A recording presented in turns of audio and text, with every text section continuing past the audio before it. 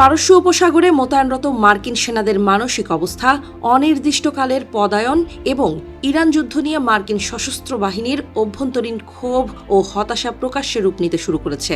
সম্প্রতি সামাজিক যোগাযোগ মাধ্যমে মার্কিন যুদ্ধ বিমানের ডানা ও গায়ে সেনা সদস্যদের লেখা কিছু স্পষ্ট বার্তা এবং সেনাদের দেয়া বক্তব্য ঘিরে ব্যাপক আলোচনা শুরু হয়েছে। যুদ্ধ বিমানের গায়ে ইসরায়েলের হয়ে গোলামি এবং ইরানের বিরুদ্ধে উদ্দেশ্যহীন সামরিক অভিযানের কারণে ট্রাম্প প্রশাসনের ওপর ক্ষোভ ঝেড়েছেন মার্কিন সেনারা।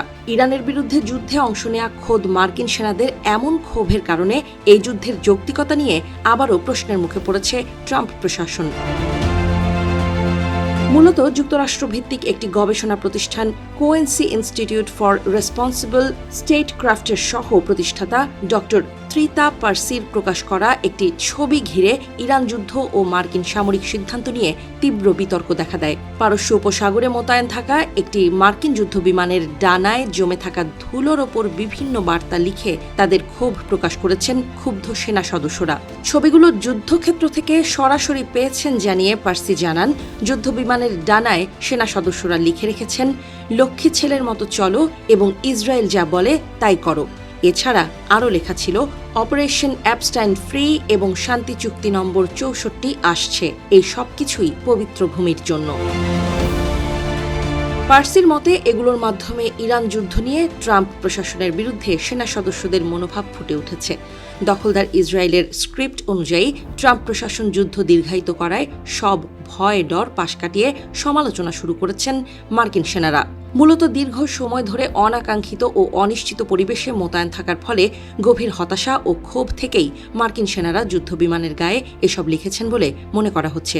অভিযানে নিয়োজিত এক সেনা কর্মকর্তার বরাত দিয়ে পার্সি জানান, পূর্ববর্তী যুদ্ধগুলোর সাথে ইরান যুদ্ধের মূল তফাৎ হল এই যুদ্ধে সেনা সদস্যদের কোনো নৈতিক মনোবল নেই।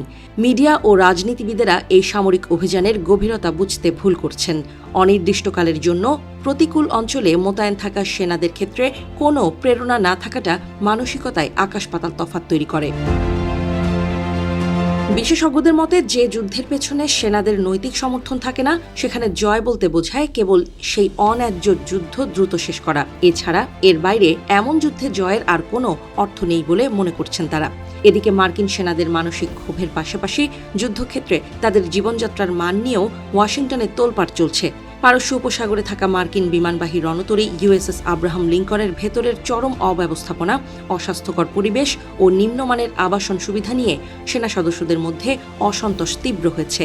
এই বিষয়টি ইতোমধ্যে মার্কিন আইন প্রণেতাদের নজরে এসেছে। মার্কিন প্রতিরক্ষা দপ্তরের কাছে ক্ষোভ প্রকাশ করে জবাবদিহিতা দাবি করছেন তারা।